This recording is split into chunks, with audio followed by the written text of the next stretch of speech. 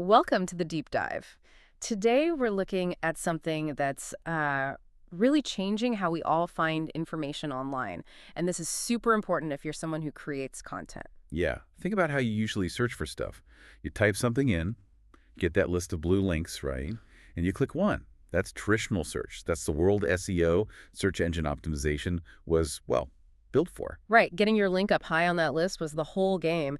But now there's this new player, generative engines. You're seeing them pop up in Google, in Bing, tools like Perplexity AI too. Exactly. And they don't just give you a list. They use these large language models. They read a bunch of sources and then kind of synthesize it all into one single answer for you. And crucially, they usually show their work, like with citations right there in the text. Which, for the user, that sounds great. Super convenient, get a quick summary, no need to click around. But if you're running a website, a blog, a business relying on those clicks, that's a potential problem, right? If the engine gives the whole answer, why would anyone visit your page? That's the core challenge. Your content might be fueling the answer, yeah, but you're just one ingredient. How do you get noticed? How do you get credit? Maybe even still get that click. It can feel like a bit of a black box. You don't always know why your stuff got picked or how much. And that is exactly what we're diving into today. We're digging into this really interesting research paper.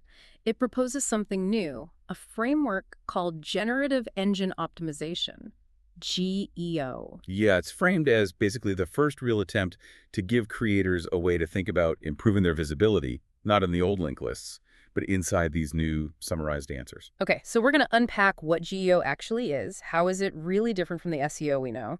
And the big one, what does the research say about things you can actually do, like practical steps to get your content featured more prominently?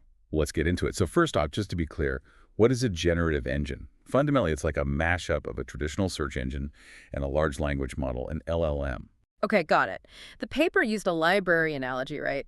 Which I thought was helpful. Traditional search is like the librarian giving you the card catalog. Here's a list of books, go find them yourself. Exactly. And SEO was making sure your book was listed nice and high in that catalog. Now, a generative engine, it's like the librarian doesn't just give you the list. They grab like 5 relevant books off the shelf, quickly read the key parts, and then give you a summary right there. Plus, they add little footnotes saying, this bit came from this book, that bit from that one. Yeah, that really clicks. Okay, so the process behind the scenes, roughly. User asks a question. The GE uses its tech, the LLM plus search, finds some relevant websites, relevant sources. Right. Then, and this is the key bit for creators. The LLM part actually reads and understands the content on those pages. It takes info from multiple places, blends it together, and spits out that structured answer with the little inline citations pointing back. And that's where the problem surfaces for creators. The engine wants to give a complete answer right there. So even if your website provided a key fact, the user might just read it in the summary and never click your link. Precisely. That organic traffic, which is, the lifeblood for so many sites, could really take a hit. And like you said, it often feels opaque. Why did that source get picked? Why is it cited first? It's hard to know.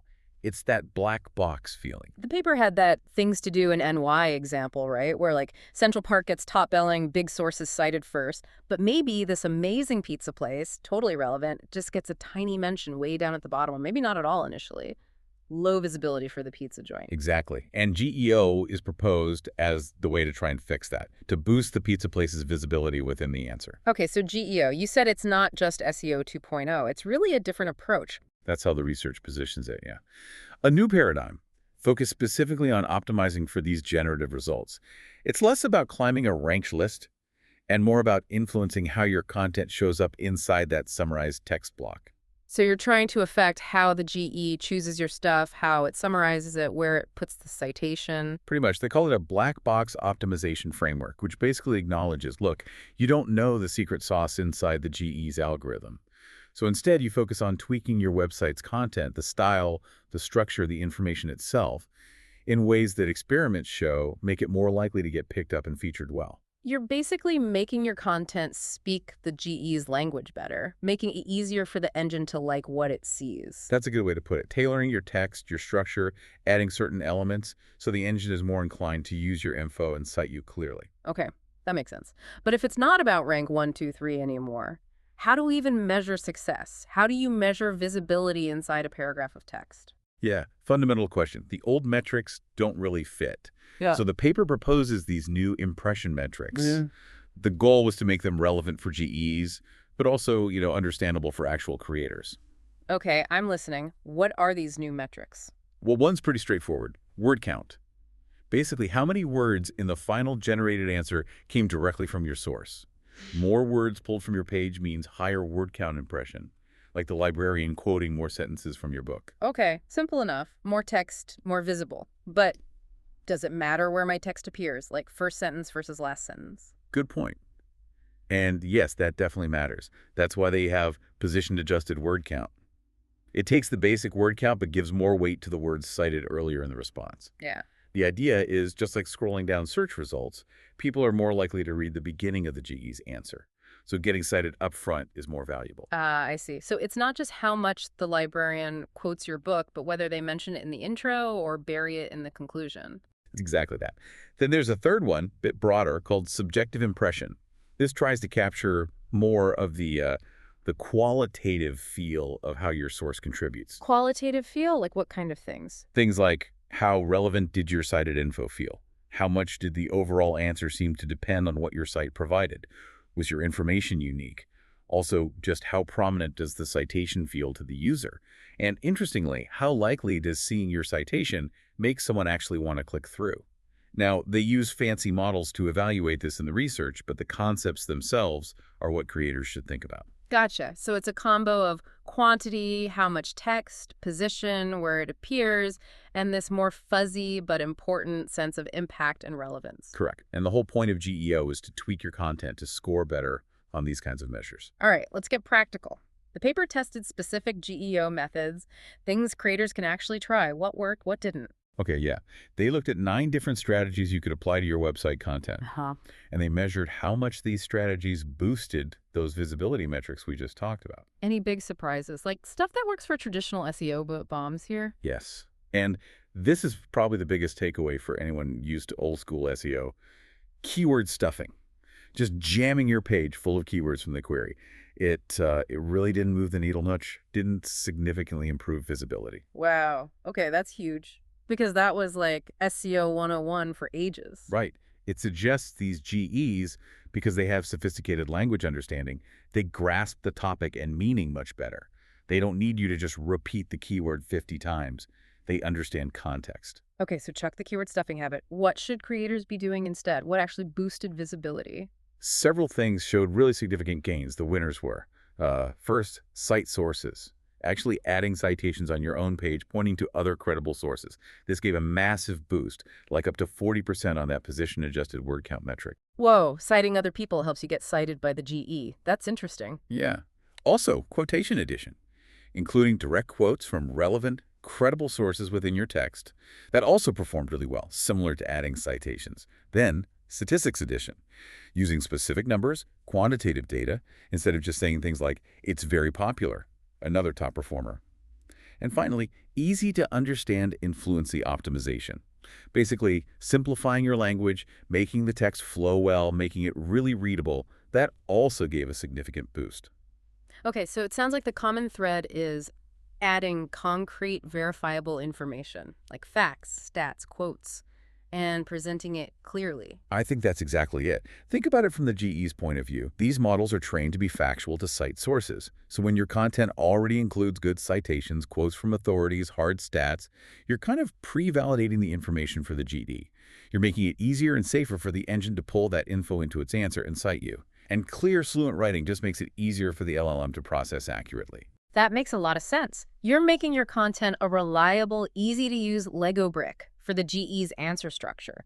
Can you give a quick example from the research, like how this played out? Sure. They had an example, I think it was about Swiss chocolate. If a page just claimed something about chocolate consumption, okay. But if it added a citation right there, like source, year, next to that claim, boom. That specific piece of info was much more likely to get used and cited by the GE. The citation signaled credibility. Just adding that little source reference made a big difference. Yeah. Or the robots in the workforce example. Hmm. Instead of just talking generally, adding a specific statistic, robot adoption increased by X% made that content stand out. The Jacksonville Jaguars one showed that maybe structure and emphasis helped a bit, but the data and citation seemed to have the clearest, strongest impact. Okay, let's go back to that New York pizza place. So instead of just best pizza in NY on their site, they should add something like rated #OneSlice by NYC Foodie Mag 2023, Yep. and maybe quote the review. Exactly. Based on this research, adding that specific verifiable stat and maybe that, quote, properly attributed on their page would make it significantly more likely the GE includes them prominently in the things to do in NY answer. Maybe the GE summary says, and for pizza, check out Pizza Place, rated #1 by NYC Foodie Mag citation. It gives the GE something concrete to grab onto. It really does shift the focus from back-end tricks to just making your content genuinely better and more substantiated. Totally. And what's really cool is who seems to benefit most from this. Oh, yeah. Does GEO just help the already big sites get bigger, or is there hope for the little guys? This was one of the most promising findings, I think. Yeah. The research showed that these GEO methods, especially adding citations and stats, actually provided a bigger visibility boost for websites that were ranked lower in traditional search results. Like a site that normally shows up 5th or 6th in Google might see its visibility inside the GE answer jump by over 100% just by adding good citations. Get out. Really? So traditional SEO often feels like the rich get richer, right? High authority sites dominate. Uh-huh. But GEO seems potentially more democratic. It gives those independent bookstores a better shot at getting quoted by our librarian friend. Not based on their overall clout, but on the quality and clarity of the specific piece of content they wrote for that query. That could be huge for smaller creators, niche experts. That genuinely feels like good news for the web. Okay, what about what you write about? Does the best GEO trick depend on the topic? Yeah, there seemed to be some domain specificity. Adding citations was key for factual stuff, like history or science. Makes sense. For opinion pieces, or maybe law and government topics, adding statistics was particularly effective. Data backs up arguments. For things about people, society, culture, adding quotes from relevant people was really valuable. So it's not one size fits all. You should probably think about what kind of evidence makes the most sense for your specific subject area. Right. Tailor the approach. Add stats if you're arguing a point, add citations if you're stating facts. What about mixing and matching? Using multiple methods. Seems like a good idea. The paper suggested combining strategies can lead to even better results. They specifically mentioned that combining fluency optimization, just making it easy to read with statistics addition, was a particularly strong combo. Makes sense. You've got great data, and you've made it super easy for the machine to understand it. Exactly. Layering those positive signals. Okay, this is all based on their experiments, but did they check if this stuff works on like a real generative engine that people actually use? They did. That's the crucial validation step. Yeah. They tested these methods on Perplexity AI, which is a live commercial GE, and the results basically held up. Keyword stuffing. Still performed poorly, sometimes even hurt visibility. Still bad news for stuffing. Yep. But the GEO methods that worked well in their controlled tests, adding quotes, adding stats, citing sources, they still significantly improved visibility on the live Perplexity engine. So it shows these ideas aren't just theoretical, they seem to be generally applicable and practical right now. That's really strong evidence. It means creators can actually start playing with this stuff today and potentially see results. Absolutely. It underscores that this shift to generative answers is real, and adapting your content strategy is becoming, well, pretty essential. Okay, wow. Let's try to quickly recap the main points from this deep dive on GEO. All right, so first, generative engines are changing the game, moving from links to summarized answers with citations baked in. Which creates a big challenge for creators. How do you stay visible when users might not need to click through anymore? Generative Engine Optimization, GEO, is this new framework proposed to tackle that.